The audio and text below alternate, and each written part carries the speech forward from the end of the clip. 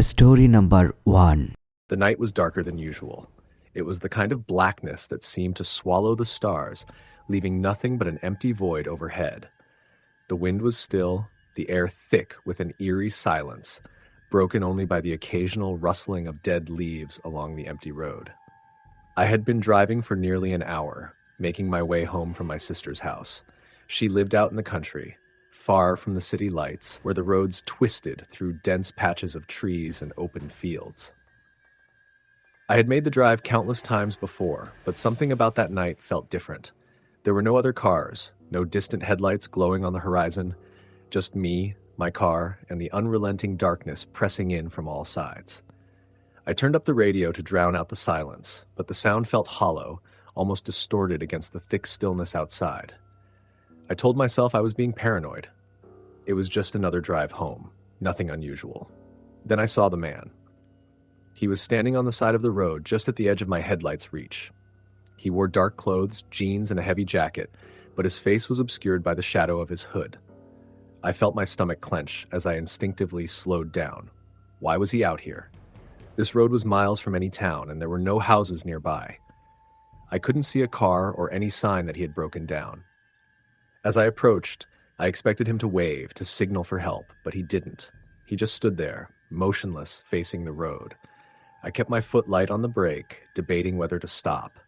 Maybe he needed help. Maybe he was in trouble, but every nerve in my body screamed at me to keep driving. I pressed the gas, speeding past him. As I passed, I glanced into my rearview mirror, half expecting to see him turn, maybe step onto the road. But he was gone. My chest tightened. I had only looked away for a second. There was no way he could have disappeared that fast. I took a deep breath, shaking off the unease. My mind was playing tricks on me. It had to be the darkness, the isolation, the late hour. I kept driving. The road stretched ahead, endless and empty.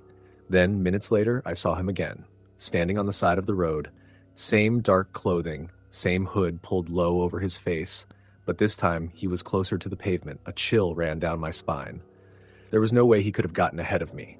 I hadn't passed any turnoffs, no intersections, no other roads he could have taken. This was impossible. I gripped the wheel tighter, refusing to slow down this time. I kept my eyes locked forward, focusing on the road ahead. But as I sped past, something compelled me to look. In the rearview mirror, I saw him, standing in the middle of the road, not moving, just standing there watching me go. I felt my hands begin to shake. I was miles from home, and every instinct in my body told me I wasn't alone on that road. I kept driving, pushing the speed limit, my heart pounding so hard I could hear it over the hum of the engine. I didn't check my mirrors again. I didn't dare.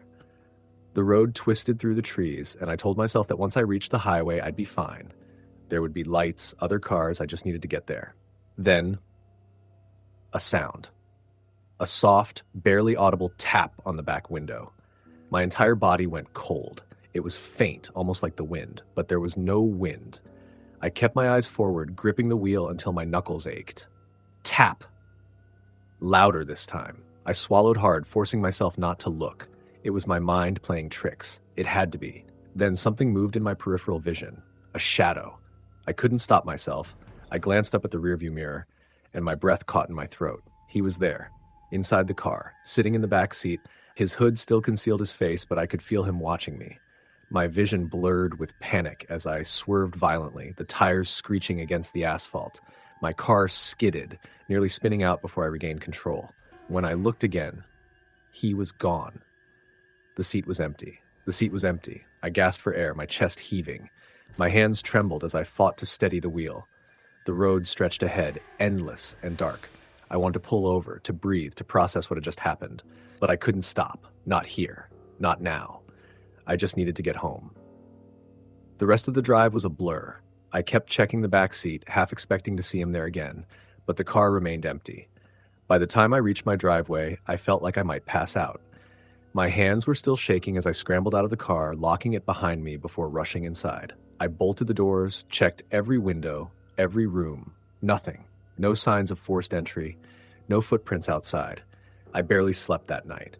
Every sound, every creak of the house sent me into a panic. The next morning, I forced myself to check my car in the daylight. There were no signs that anyone had been inside, no footprints on the seats, no handprints on the windows, nothing. But as I walked around to the back, my breath caught in my throat. There, on the trunk of my car, was a message. 4 simple words, written in the dust. See you next time. Story. The end. Story number 2. It was well past midnight when Lucy finally pulled into her driveway. The house loomed dark and silent, its windows reflecting the pale light of the moon. The long day had left her exhausted, but her mind kept drifting back to the strange events that had unfolded on the drive home. She was still trying to make sense of what had happened. Her shift at the hospital had been uneventful for the most part, long hours spent caring for patients who all seemed to blend together in her tired eyes. When her shift finally ended, she'd been looking forward to a quiet night in, a warm meal, and a good book. But as she made the drive back through the empty roads of the rural countryside, something had felt off. Lucy wasn't superstitious by nature. She prided herself on being a pragmatic, no-nonsense kind of person. But as she drove down the long stretch of road that led to her home, she began to notice things that didn't sit well with her. The first sign was the fog. It wasn't the usual mist that drifted lazily over the fields at night. No, this was different. It was thick, cloying, like something was crawling up from the earth. Her headlights barely cut through the dense shroud as she drove, and the soft hum of her car's engine was the only sound she could hear. She'd been driving this road for over 2 years now, and never had she encountered anything like it. The air felt heavy, oppressive even. The only sound was the occasional chirp of a cricket or the rustling of leaves in the breeze, but tonight it was all just a little too quiet. The world seemed muffled. Then came the second thing. The figure standing in the road. At first, she thought it was a deer. It wasn't unusual to see wildlife in the area, especially at night when most drivers were paying more attention to the road than anything else. But as she approached, her headlights illuminated the figure, and Lucy's stomach twisted in an instant. It was a person, a man, standing in the middle of the road. She slowed down, her mind racing. He was tall, thin, and dressed in dark clothing, almost too dark, like his clothes blended in with the night itself. There was no reflective gear, no backpack, no indication that he was simply a traveler or a lost hitchhiker. The strange thing was how he was standing. His posture was too stiff, too rigid, like he wasn't just standing there idly. He was waiting. Lucy's heart pounded, and she instinctively reached for the button to roll up her window. But before she could, the man turned his head ever so slightly, just enough for her to see his face. It wasn't the face of a lost soul or someone in distress. It was the face of someone who had been standing there far too long. The man's eyes were wide and unblinking, his skin pale, almost unnaturally so. The look on his face was vacant, empty, no emotion, no fear, nothing. He stared straight at her, not moving, just watching. Lucy's foot hovered over the brake pedal as she debated what to do. Her gut told her to stop, to roll down the window and ask if he needed help, but a voice inside her screamed to just drive. Just go. She kept driving, slowly at first, watching the man in her rearview mirror. He didn't move. He didn't even twitch. The fog around him seemed to grow thicker, as though it was closing in on him, surrounding him like a cloud. As she passed the man, her hands clenched the steering wheel, and her mind raced. Who was he? Why was he standing in the middle of the road at this hour, with no explanation, no sign of distress? Her thoughts were interrupted by the sound of her car's engine, and before she knew it, she was speeding down the road, leaving him behind. But just as she thought she had gotten away, something in her rearview mirror caught her eye. The figure. The figure. He was walking, not toward her, not directly at the car, but slowly, deliberately, moving down the center of the road. His pace was unnervingly calm, as if nothing were wrong. His head didn't bob with each step. There was no swaying in his movements. He walked in an unnatural, mechanical way, almost as if he was being controlled by something other than his own will. Lucy's heart leaped in her chest. She knew she needed to get home. She needed to get away from whatever that man was. As she looked into the rearview mirror again, she saw something that made her breath catch in her throat. He wasn't walking anymore. Now, he was running. Lucy's foot slammed down on the accelerator, and the car lurched forward, the engine roaring as she tried to outrun the growing sense of panic that threatened to overtake her. She stole one last glance in the mirror and saw the man was gaining on her, moving far too fast for someone who had just been walking. The fog seemed to press in tighter, the road narrowing as the trees grew closer to the edge. Lucy swerved slightly, trying to keep her focus on the road, but the fear gnawed at her. The air inside the car felt heavy, thick with the sensation of something chasing her, something close behind. That was when the headlights flickered. The car jerked forward as the lights blinked off and then back on. It was only for a second, but in that second, something terrifying happened. She saw the man. His face was pressed against the window, his pale eyes wide and unblinking. Lucy screamed, her foot slamming on the brakes. The car screeched to a halt, and the man's face disappeared just as quickly as it had appeared. For a split second, the world felt completely still, the only sound coming from her frantic breathing. She sat there, frozen, her hands trembling on the wheel. She didn't dare move, didn't dare look around. Her body was shaking uncontrollably, and her mind refused to make sense of what had just happened. Her eyes locked on the rearview mirror, but there was no sign of the man. No pale face pressed against the glass. The fog was still thick, but there was no figure in sight. She waited for what felt like an eternity. Nothing. Slowly, cautiously, she put the car in gear and began driving again, the engine sputtering to life as she crept down the road. Each passing moment felt like a lifetime, but there was no sign of the man. No sign of anything unusual. When she finally turned onto the main road that led to her home, the fog began to lift. The oppressive weight in the air seemed to vanish, and the trees slowly faded into the background. The quiet of the night returned, and Lucy allowed herself to breathe for the first time in what felt like hours. She arrived home safely, but the feeling of being watched didn't leave her. Even as she walked up to her front door, she couldn't shake the image of that man's face from her mind. The stillness, the unnatural calm of his movements, it felt wrong, like she had just narrowly escaped something terrible. Later that night, as she lay in bed, her phone buzzed with a notification. It was an alert about road closures due to an accident on the highway. The location? The exact stretch of road she had just driven on. The details in the article were vague, but the mention of a hit and run caught her attention. The victim was listed as a man, found near the area she had driven through, though they hadn't yet been able to identify him. Lucy didn't sleep that night. Instead, she stared out her window into the quiet, moonlit darkness, unable to shake the feeling that someone was still out there, waiting. Story, the end. Story number 3. I grew up in a small, sleepy town, the kind of place where everyone knew everyone else and secrets were hard to keep. The streets were quiet at night with only the occasional car passing by. But there was one street, tucked at the edge of town, where things weren't so simple. Maple Avenue. It wasn't just the street that felt strange. It was the old house at the very end of it. I'd always heard stories about that place, but they were nothing more than rumors, the kind of tall tales kids tell to scare each other. I'd spent most of my childhood avoiding that street, but one night, everything changed. I was 19 at the time, home for the summer after my first year of college. It was late, around 1 a.m., and I couldn't sleep. I had just broken up with my girlfriend, and the loneliness was gnawing at me. The night was too quiet, the kind of silence that makes your thoughts feel louder than they should be. I decided to take a walk to clear my head, maybe go down to the old park where I spent most of my time as a kid. As I stepped outside, the air was thick with humidity, a lingering reminder of the storm that had passed through earlier. The sky was a dark canvas, the only light coming from the moon and the occasional flicker of a street lamp. I walked aimlessly for a while, my feet taking me down familiar paths, until I found myself on Maple Avenue. I'd walked this street countless times as a kid, but tonight it felt different. The houses looked darker, more ominous in the dim light. I was drawn toward the end of the street, where the old house stood. It was a large, decaying Victorian, with ivy crawling up its stone walls and broken windows that looked like hollow eyes watching the world.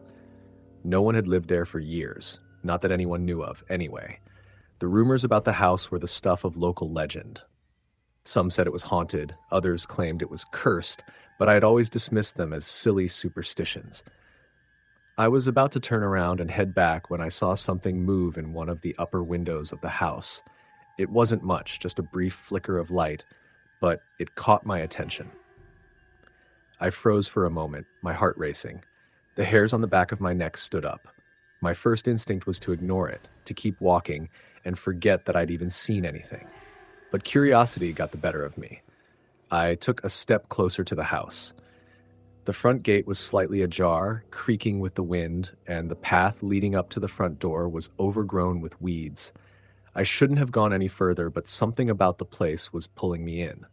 I took another step and then another until I was standing on the front porch, my breath shallow.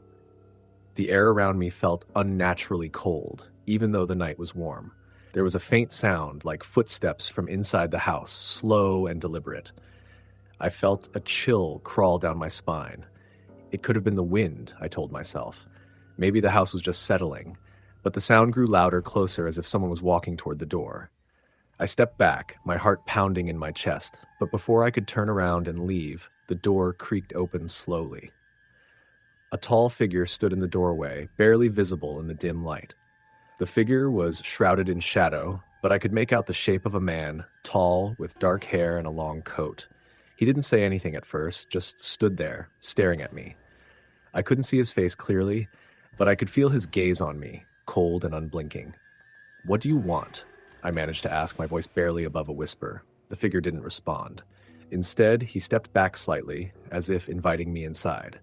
My instincts screamed at me to run, but the curiosity, the need to know more, kept me rooted to the spot. I wasn't sure what I was expecting, but I found myself stepping forward, crossing the threshold into the dark house. The moment I entered, the temperature seemed to drop even further, and I shivered uncontrollably. The air was thick, heavy with dust and the smell of mildew. The floors creaked beneath my feet as I walked into the entryway, which was dimly lit by a single flickering candle. The walls were lined with old portraits, faded faces of people I didn't recognize. Everything in the house felt frozen in time, as if it hadn't been touched in decades. The man was nowhere to be seen. I called out, but my voice echoed off the walls, unanswered. There was something unsettling about the silence. I stood there for a few moments, unsure of what to do next. Should I leave? Should I keep exploring? I took a few tentative steps deeper into the house, and as I did, I began to hear faint whispers, soft and almost imperceptible, like voices coming from another room. The whispers seemed to surround me, coming from all directions. I couldn't make out the words, but the tone was unmistakably eerie, filled with urgency and fear. Suddenly, the whispers stopped, and in the silence that followed, I heard the unmistakable sound of footsteps. Heavy, deliberate steps coming from above. I froze, my heart pounding in my chest. The stairs creaked under the weight of someone, or something, coming down. I felt a cold sweat break out across my forehead as the footsteps grew closer. I didn't know what to do. Panic rose in my throat, but I couldn't move. It was as if my body was paralyzed by the fear that had taken root in my chest. Then, from the shadows, a voice broke through the silence. "You shouldn't be here," the voice said, low and gravely. I turned toward the sound of the voice, but there was no one there. The voice seemed to come from everywhere, surrounding me. It was then that I saw him again, the tall figure, standing at the top of the stairs, staring down at me. His face was still hidden in shadow, but I could feel his presence like a weight pressing down on me. "What do you want?" I managed to choke out, my voice trembling with fear. The figure didn't answer. Instead, he began to descend the stairs slowly, one step at a time. The house seemed to groan under his weight, the air growing colder with each step he took. I backed away, my heart racing, but I couldn't tear my eyes away from him. It was as if I was caught in some kind of trance, unable to move or speak. Just as he reached the bottom of the stairs, I heard a loud bang from upstairs, like something heavy had fallen. The figure stopped in his tracks, his head snapping toward the noise. His entire posture shifted, as if he was no longer focused on me, but something else. Without a word, he turned and began to walk toward the sound, disappearing into the darkness of the hallway. I didn't wait to find out what was happening. The fear that had gripped me until then erupted into a full-on panic, and I turned and ran for the door. My heart was pounding in my chest, my breath coming in ragged gasps as I fumbled with the door handle. When I finally managed to open the door and step outside, the cold night air hit me like a shock, but it did nothing to calm my nerves. I didn't look back as I ran down the street, my feet pounding the pavement. I didn't stop until I was safely back at my house, and even then, I couldn't shake the image of the man in the doorway or the whispering voices that had surrounded me in the house. I never told anyone about what happened that night. I couldn't. The fear I felt was too real, and I knew no one would believe me. But to this day, I can't shake the feeling that something in that house is still waiting, watching for anyone foolish enough to step through its doors. Story the end. Story number 4. It had been a long day for Alex. A routine workday at the office stretched longer than expected, and by the time he finally finished, the sun had already dipped below the horizon. He was tired, drained from a meeting that seemed to drag on forever, and the exhaustion was weighing heavily on him as he left the building. He didn't even want to go home yet, just needed to be alone, to clear his mind. But there was no avoiding it. His apartment was still the best place to get some rest. He stepped into his car, feeling a bit of unease creep up his spine. The night was already deep, and as he merged onto the highway, he felt a chill settle into his bones. He always preferred taking the back roads home. It was a route he knew well, a winding, isolated path through the woods. There were fewer cars, fewer people. The solitude suited him. But tonight was different. The moon hung in the sky, casting a soft glow over the landscape, but the thick, dark woods on either side of the road made the night seem even darker. The trees stood tall, like silent sentinels watching him pass by, their shadows stretching unnaturally long in the car's headlights. The stillness of the night was unsettling. There was no chirping of crickets, no rustling of leaves in the wind, just an eerie silence that pressed down on him. Alex shook his head. It was nothing. He had driven this road countless times before. He couldn't let his imagination get the best of him. He switched on the radio, trying to break the silence, but all that greeted him was static. He fiddled with the dial, but it wouldn't clear up. The static buzzed in the background, louder than the sound of the tires rolling on the road. He reached for the volume knob to turn the radio off, but just as he did, something caught his eye. Up ahead, near the edge of the road, he saw something, a figure, standing motionless in the dark. Alex's grip tightened on the steering wheel. His first thought was that it was a person, maybe a lost traveler or someone stranded in need of help, but there was something about the way they stood that unsettled him. They weren't moving, weren't fidgeting, weren't even adjusting their posture. They were simply there. The figure was tall, thin, and dressed in dark clothing, but the shadows obscured much of the details. Alex slowed down, unsure of what to do. Should he stop? Should he offer help? But the longer he looked, the more unnerved he became. There was no sign of movement, no indication that the person was in distress or needed assistance. He considered driving around them, but something about the stillness made him hesitate. He kept his eyes on the figure, trying to make sense of what he was seeing. Just as he neared the spot where the figure stood, the headlights illuminated it fully. It was a man. His face was obscured by the darkness, his features hidden beneath the hood of his jacket. But his posture remained strange, rigid, as if he were not just standing still, but somehow waiting for something. Alex's breath caught in his throat. The figure didn't seem like someone who was lost or looking for help. There was a strange stillness in the air that made Alex feel more like he was intruding upon something that wasn't meant for him. He didn't know why, but he felt compelled to roll down the window. The chill of the night air hit him immediately, but he ignored it. "Hey," Alex called out, his voice shaky. "Are you okay?" There was no response. The man's head remained slightly tilted forward, his face still hidden by the shadows. Alex could feel a knot tightening in his stomach. There was something deeply unsettling about the man's lack of movement, his silence, the kind of silence that felt unnatural.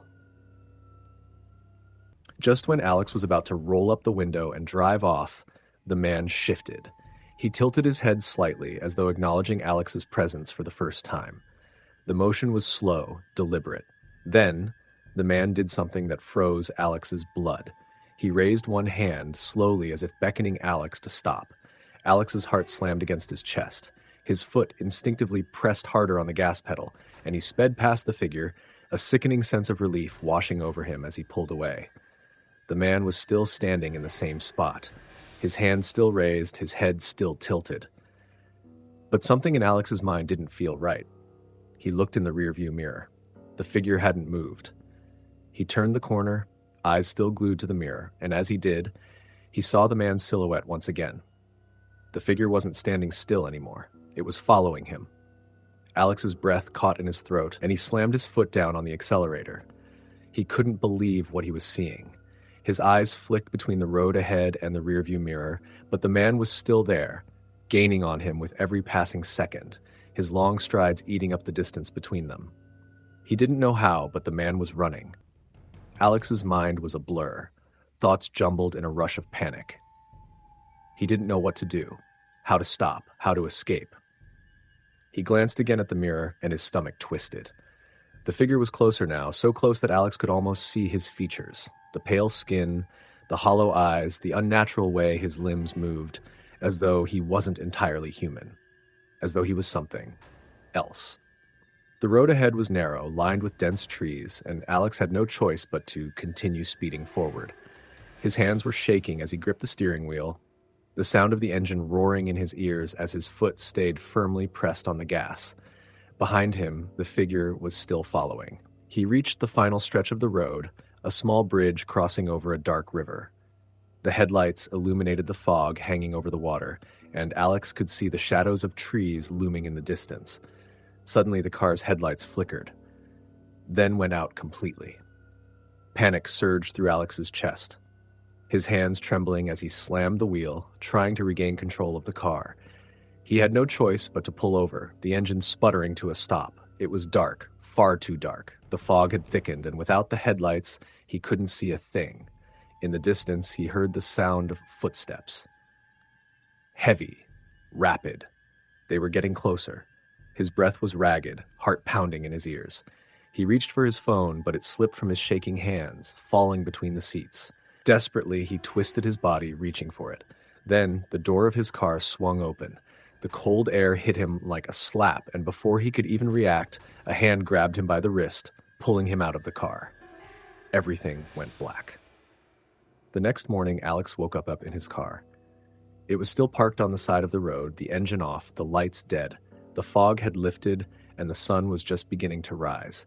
His wrist ached where someone had grabbed him, and his whole body felt stiff, as though he had been lying still for hours. His mind was foggy, confused. He checked the car. There was no sign of the man, no footprints, no disturbance. It was as if nothing had happened. No one had been there. Alex drove home in a daze, trying to make sense of the night. But when he checked the news later that day, he saw a report about a missing person, someone who had been last seen near the road he had driven on. And the thing that made his blood run cold was the photo attached to the report. It was a picture of the man he had seen standing in the road, his face pale and expressionless, his eyes wide open. Alex didn't know what he had encountered that night, but he knew one thing for sure. The man in the road wasn't just a person. He wasn't just someone lost or in need of help. He was something else. Story the end. Story number 5. It was nearing midnight when Aaron finally left the office. The past few weeks had been hellish, with deadlines stacking up and the pressure of his job weighing him down. But tonight, he was done. He had finally completed the last of his work and was ready to head home. A slight drizzle had started to fall, and the streets were empty as he made his way to his car. It was always like this, quiet and almost desolate after hours. The kind of night when the city felt like it was asleep, and only the occasional passing car broke the stillness. He got into his old sedan, started the engine, and drove off. His apartment was about 30 minutes away, tucked in a quieter area on the outskirts of town. Aaron didn't mind the drive. In fact, he found the solitude comforting. The low hum of his tires on the wet pavement was calming, and the intermittent wipers swishing in time with the rhythm of the rain helped clear his mind of the stresses of the day. The road to his apartment wasn't particularly busy, especially at this hour. The route took him along a long stretch of 2-lane road bordered by dense woods. On nights like this, when the rain blurred the lines between reality and the shadows, It always gave him a slight sense of unease. But he wasn't the type to get easily scared. He was a city guy, practical, level-headed, nothing fazed him. Tonight, though, there was something different. It was the quiet. The road was always quiet, but tonight the silence felt unnatural, almost suffocating. Even with the windshield wipers working overtime, he could barely see a few feet in front of him. The trees lining the road, usually silhouettes against the dark sky, looked like looming shadows now. He could feel the isolation, like there was no one else around for miles. The streetlights seemed dimmer, their faint yellow glow barely penetrating the thick mist that had settled on the road. Aaron shook off the unease, pushing down the irrational thoughts that started to creep in. He focused on the road, his hands firmly gripping the steering wheel. As he drove, he couldn't help but notice something strange.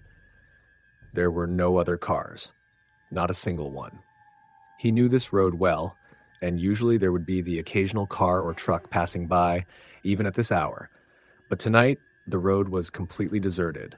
His phone buzzed in his pocket, pulling him from his thoughts. He glanced at the screen, a text message from his sister. "How's the drive going? Are you almost home? Are you almost home?" Aaron smiled to himself, quickly typing a response as his car continued down the rain-soaked road.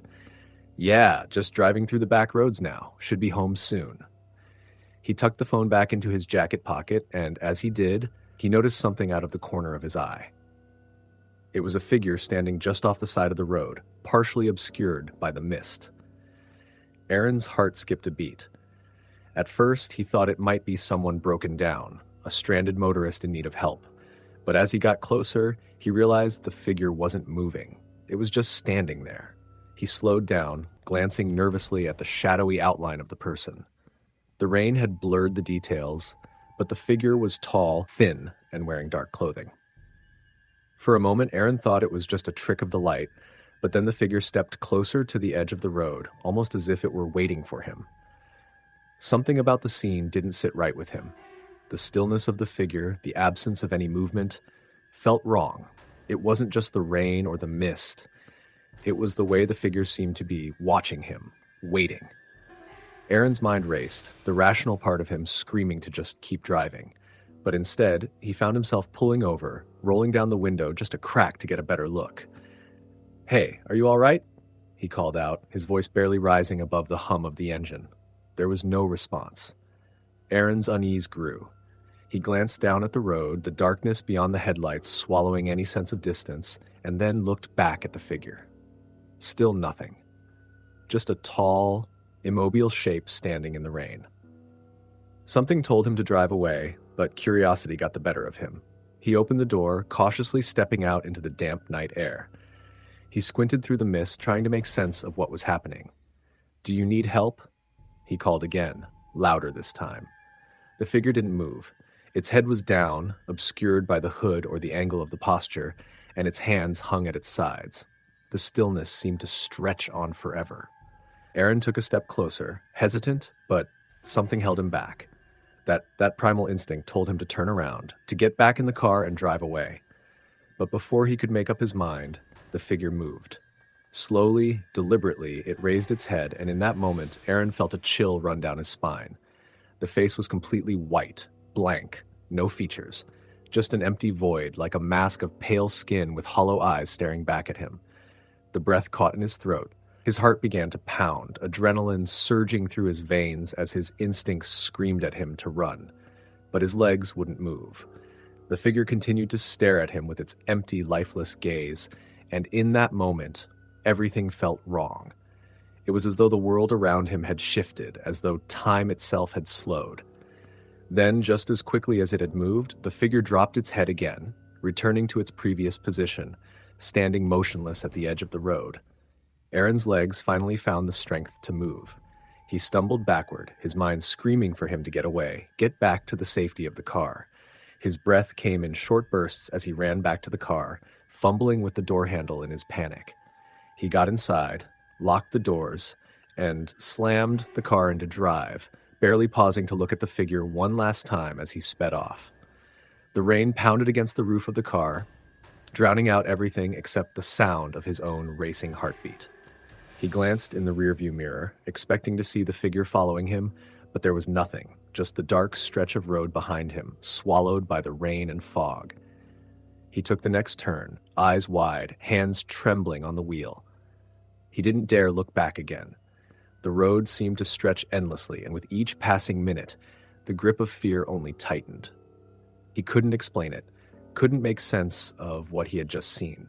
There was no way it could have been real. No way. It had to be his mind playing tricks on him. Maybe the isolation of the back roads had gotten to him. Maybe the stress from work had just worn him down. But as he drove, he couldn't shake the feeling that something was out there. Eventually, the trees started to thin, and the houses on the outskirts of the town began to appear, lights twinkling in the distance. Relief flooded over him. He was almost home, but when he turned onto his street, something made him pause. The street was empty, no cars, no people. But as he looked closer, his breath froze in his chest. There, at the end of his driveway, was the same figure, standing, staring. Aaron slammed on the brakes, his hands gripped tightly on the steering wheel. The figure remained still, unmoving, and for the first time in his life, he was too afraid to get out of the car. Too terrified to move. He sat there, frozen, his eyes locked on the shape at the end of his driveway, and for a long time, nothing happened. But then, slowly, the figure began to move. Not toward him, but away from him. It turned and walked into the dark, vanishing into the night like a shadow melting into the mist. Aaron didn't wait to see where it went. His foot slammed on the gas, and he tore down the street, not slowing down until he reached the safety of his apartment building. His hands were still shaking when he parked, and he didn't get out of the car immediately. He stayed there for a long time, staring at the empty street, waiting for any sign that the figure might be out there. But eventually, the night was still. No one followed him. The next day, Aaron spoke to a few of the neighbors about the strange figure. None of them had seen anything unusual. No one had been standing at the end of his driveway. They all thought he was imagining things. But deep down, Aaron knew what he had seen. And as much as he wanted to believe it was just a trick of the mind, a product of his own fear, something inside him told him the figure wasn't just a ghost of his imagination. Something told him it was still out there, waiting for the next person to drive by. Story the end. Story number 6. The night was suffocatingly silent, the kind of silence that made the world feel hollow. Thick clouds obscured the moon, swallowing what little light it offered. The dense forest on either side of the narrow, crumbling road seemed to reach out, its branches forming twisted fingers clawing at the blackened sky. Eric drove cautiously, his knuckles white as he gripped the steering wheel. The car's headlights barely cut through the fog that had rolled in, making visibility a challenge. He had been warned about taking this route so late at night, but shortcuts were hard to resist, especially when exhaustion weighed heavily on his eyelids. He glanced at the GPS. The estimated arrival time showed he still had an hour to go. With a sigh, he reached for the radio, hoping some music might make the ride a little less eerie. Static. He turned the dial, searching for a signal, but all he got was a faint whisper. Low, unintelligible, yet distinctly human. The noise sent a chill down his spine, and he quickly shut the radio off. The road stretched on endlessly, winding through the dark wilderness like a serpent. The longer he drove, the more unsettling everything became. He could swear the trees were shifting, growing closer, their dark forms pressing in. And then he saw her. A woman stood at the side of the road, her back to him. Her long black hair cascaded down her back, and she wore a thin, tattered white dress that barely reached her knees. Eric's breath hitched. He wasn't the type to believe in ghost stories, but something about her presence felt wrong. He slowed the car as he approached, his mind racing. "Should I stop?" he muttered to himself. The moment he hesitated, the woman's head snapped to the side, revealing a pale, lifeless face. Her dark eyes locked onto his, hollow and endless, as if they could pull him in. His heart pounded in his chest. Every instinct screamed at him to drive, to get away, but his foot hesitated on the pedal. Then, without warning, the woman took a step toward the road. Panic surged through him. He slammed his foot down, speeding past her, not daring to look in the rearview mirror. His hands trembled as he gripped the wheel tighter, his breath coming in shallow gasps. Miles passed, but the eerie feeling wouldn't leave. He finally chanced a glance at the mirror. She was there, sitting in the back seat, his entire body seized. His mind refused to comprehend what he was seeing.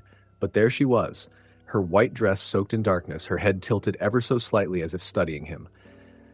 "Let me out." The voice was soft but sent a shock through his spine. Eric could barely form words. "Let me out." His blood ran cold. His hands shook violently, and the car swerved slightly before he regained control. "You're not real," he whispered. A deep, guttural laugh filled the car, not from her lips but from all around him. The air turned ice cold, his breath visible in the dim glow of the dashboard. "Let me out, Eric." His name. She knew his name. He slammed on the brakes, the car screeching to a halt in the middle of the deserted road. Without thinking, he threw open the door and stumbled out, gasping for air. He turned back, expecting, hoping to see nothing. But she was gone. The car was empty. Eric swallowed hard, his pulse hammering in his ears. He had to be losing his mind. Gathering his courage, he slid back into the driver's seat, locked the doors, and took a deep breath. He just needed to get home. As he put the car into drive, he noticed something in the rearview mirror again. A smile, wide, stretching too far, filled with too many teeth. The whisper returned, right behind his ear. "You didn't let me out." His scream was swallowed by the darkness. Story the end. Story number 7. It was a cold, moonless night, the kind where the darkness felt heavier, thicker, like it was pressing down on the earth. The stars were hidden behind thick clouds, and the only sounds that broke the silence were the occasional rustling of leaves and the distant hoot of an owl. Michael had never been a superstitious man. He didn't believe in ghosts, demons, or any of the things people whispered about in hushed tones around campfires. But he did believe in the feeling of unease that crept up his spine as he walked along the desolate road, the only source of light coming from his phone's flashlight. His car had broken down miles back, and with no signal and no other choice, he had to walk. The closest sign of civilization was a small town about 5 miles ahead, but with every step he took, the road seemed longer, stretching endlessly into the void. The further he walked, the more the night seemed to shift around him. The trees that lined the road swayed gently, their skeletal branches twisting against the black sky. Shadows lurked between them, dancing with the flickering beam of his flashlight. Every so often he swore he heard footsteps behind him, light, almost hesitant, but when he turned, there was nothing, just the empty road and the whispering wind. The first time he heard the whisper, he froze. It was faint, almost like the wind had formed words as it passed through the trees, but the sound carried, snaking its way into his ears, into his mind. Michael. His heart pounded. He hadn't imagined that. Someone, or something, had said his name. He turned around sharply, scanning the road behind him. There was nothing. No figures, no movement, just silence. Swallowing down his fear, he continued walking, quickening his pace. He refused to let paranoia get the better of him. Maybe it had been a trick of the wind, or maybe he was just exhausted. Either way, he had to keep moving. Then the whisper came again. Closer. Michael. A chill ran down his spine. He could feel something now, something watching him. The air had changed. Thicker, colder. His breath came out in short, uneven gasps as he broke into a jog, his footsteps echoing unnaturally against the pavement. Then he heard it. A second set of footsteps. They weren't behind him anymore. They were beside him. The realization sent a wave of terror through his body. He turned his head slightly, not wanting to see, but needing to, and his stomach clenched. There was something there. A shadow, darker than the night itself, moving just at the edge of his vision. It had no shape, no features, just an absence of light, of being. But he could feel it. It was keeping pace with him, its presence pressing against him like a weight, suffocating and overwhelming. Michael ran. He sprinted down the road, not caring about the exhaustion burning in his lungs, not caring about the pain in his legs. All that mattered was getting away. But no matter how fast he ran, the thing stayed with him, effortlessly gliding beside him. Then, the whisper changed. It wasn't calling his name anymore. It was laughing, low, guttural, mocking. Michael could feel the sound burrowing into his skull, a cold, crawling sensation that made his vision blur. He stumbled, nearly falling, but forced himself to keep going. Up ahead, in the distance, he saw it, a single streetlight standing alone at the edge of town. He pushed himself harder, his body screaming in protest. He didn't know why, but he knew. He knew that if he could just make it to the light, he would be safe. The laughter grew louder, almost deafening. The air around him thickened, and the darkness began to close in, reaching for him, clawing at his skin. But just as he felt it about to consume him, he crossed into the glow of the streetlight, and everything stopped.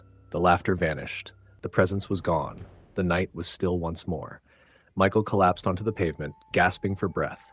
He didn't dare look back. He didn't need to, because he knew something was still there, just beyond the reach of the light, waiting, watching, and it knew his name. Story the end.